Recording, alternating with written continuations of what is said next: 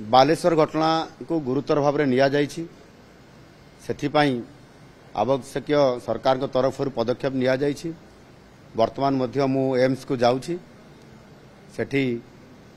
से छात्री जो गुरुतर अवस्था रे से चिकित्सा होती से उपरे निजे अनुध्यान करी देखी एवं कौ कारण ये सब परिस्थिति हैला ता उपरे तदंत कमिटी आम उच्च शिक्षा विभाग तरफ कराही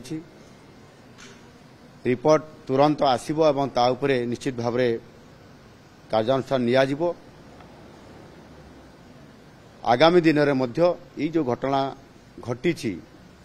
ताहा उपरे सरकार तीक्ष्ण नजर रहिबो जे भविष्यत रे विभिन्न कॉलेज मानकरे प्रतिष्ठान मानकरे टेक्निकल कॉलेज हो किंबा जनरल कॉलेज हो जोटी तो साधारण भाव में कोठी रैगिंग हुए कोठी सेक्सुअल हारासमेंट करा जाए ये प्रकार जो घटना घटुची ताहा उपरे